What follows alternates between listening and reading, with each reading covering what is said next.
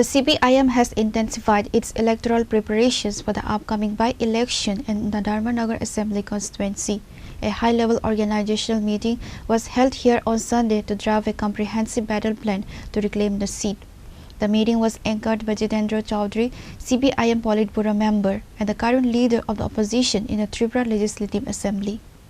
The by-election, scheduled for April 9, 2026, is expected to be a multi-cornered contest, with the CPIM positioning itself as the primary alternative to the Bharatiya Janata Party.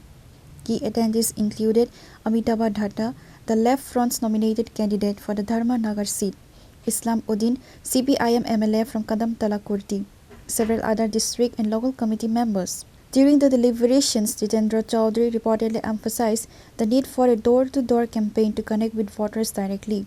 The discussion centered on highlighting local grievances, the current state of law and order, and the economic challenges facing the North Tripura district. ভারতের communist party মার্ক্সবাদীর তরফ থেকে এবং এই উপনির্বাচনে আমাদের বামফ্রন্টের প্রার্থী আমাদের আপনাদের সকলেই পরিচিত অমিতাভ দত্তের তরফ থেকেও আপনাদের সকলকে শুভেচ্ছা জানাচ্ছি।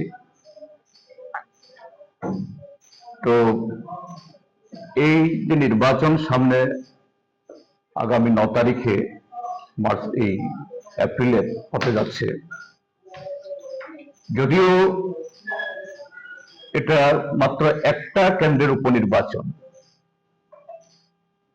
এই নির্বাচনের ফলাফলে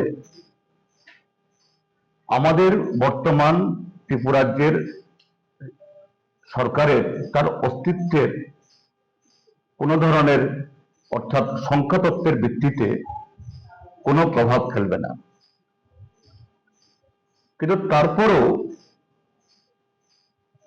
আমাদের পার্টি আমরা মনে করছি যে এই নির্বাচনের ফলাফলে ত্রিপুরাজ্যের রাজনৈতিক, অর্থনৈতিক বা সামাজিক যে পরিস্থিতি তৈরি হয়েছে, এক্ষেত্রেতে আগামী দিনের জন্য একটা সুদূর প্রসারী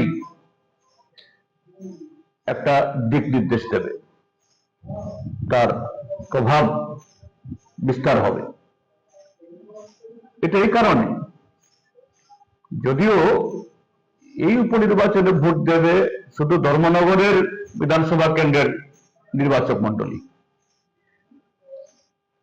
কিন্তু সারা ত্রিপুরাজ্যের মানুষ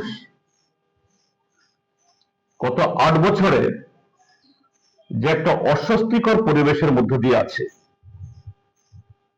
যে গণতান্ত্রিক অধিকার, সাংবিধানিক অধিকার আক্রান্ত, রুজি রোজগারের যে ব্যবস্থা এটা সংকুচিত,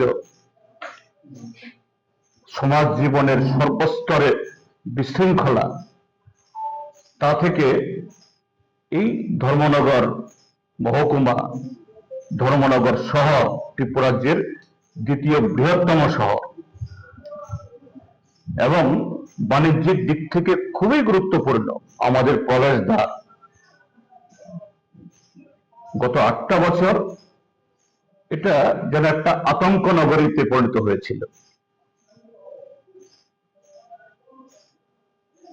এই নির্বাচক মন্ডলী তারা এই উপনির্বাচনে এই বিগত কদিন, আজকে আমি আমাদের কর্মী মিটিং করেছি, সেখানে আমাদের প্রার্থীর অভিজ্ঞতা, বিগত কদিন তিনি ঘরে ঘরে গেছেন, কর্মীদের অভিজ্ঞতা মানুষের সাথে সংযোগ স্থাপন করেছেন। সেখানে যে সমস্ত যে ভোটাররা বা বিভিন্ন পাড়া, যেখানে বিগত 8 বছরে নানা কারণে ওইসব জায়গাতে আমাদের যাওয়ার যে সুযোগ বা সেই পরিবেশ, এই না যে সেখানকার মানুষ আমাদেরকে এই যেতে দেননি, কিন্তু পরিবেশ এমন তৈরি হয়েছিল। তারপর কিছু মানুষ যারা এই বর্তমান শাসক দল বা শাসক জোট, তাদের এই নানা অপপ্রচারে প্রলোভনের ফাঁদে পা দিয়ে মহোদয় হয়েছিল তাদের কিছু হবে। তারা এটা যেরকম ভাবে ব্যক্ত করেছেন, তো আমরা মনে করি এটা শুধু ধর্মনগর কেন্দ্রিক বা ধর্মনগরের মধ্যে তার এই সীমাবদ্ধ না, এটা সারা ত্রিপুরাজ্যের মানুষের তাদের যে অন্তরের কথা, তাদের জ্বালা যন্ত্রণার কথা এবং এ থেকে মুক্তি লাভের যে একটা অভিব্যক্তি, এটা প্রকাশিত হয়েছে এবং আগামী 9 এপ্রিল তারিখে Amitabh Datta, a veteran in the local political circuit, urged party workers to remain steadfast despite any external pressures. The leadership called for unity among the left front constituents to ensure a consolidated fight against the ruling party. Pure Report, Chinikhona.